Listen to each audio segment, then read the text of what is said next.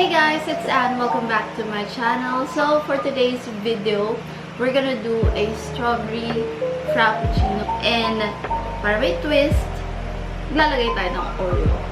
For the ingredients, onti lang naman yung kailangan natin. Only 4 ingredients.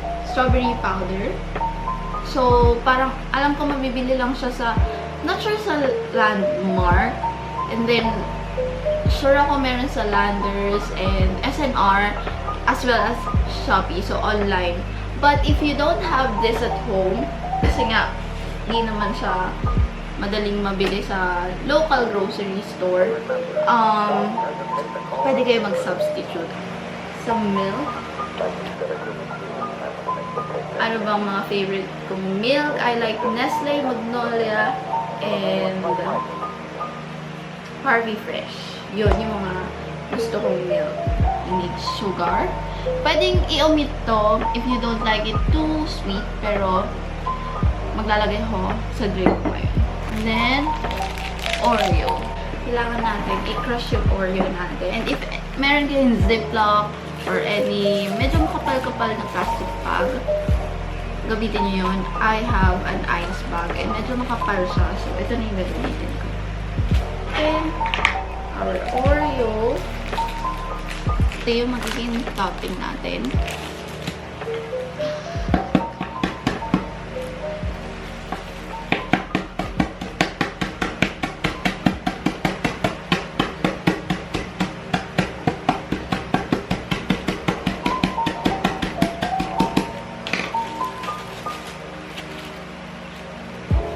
Save this.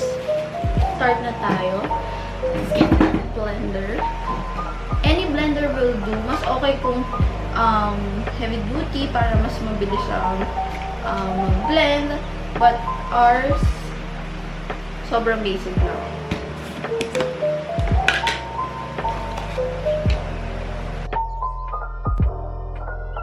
So we'll do 4 tablespoons.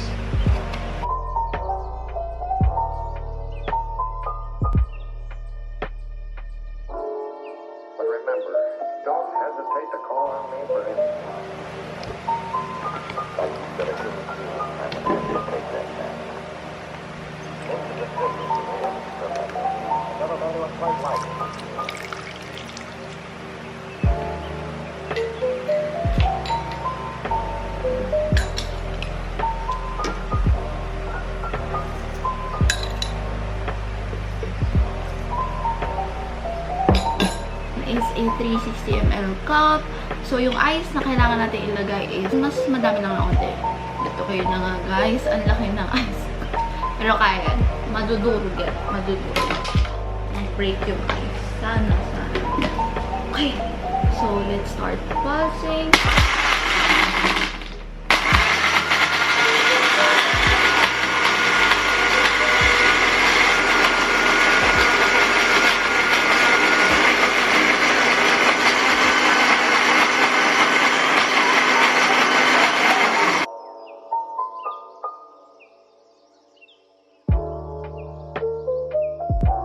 So, ilalagay na natin ang Frappe. Kain natin ito.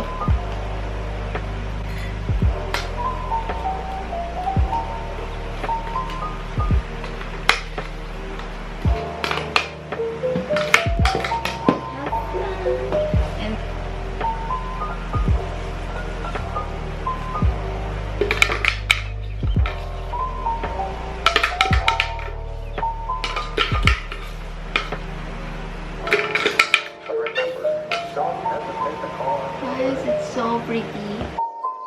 Like you said, a human being, I'm going to make you take that chance. Things have been different for me ever since I met Hildy. I've never met anyone quite like her before.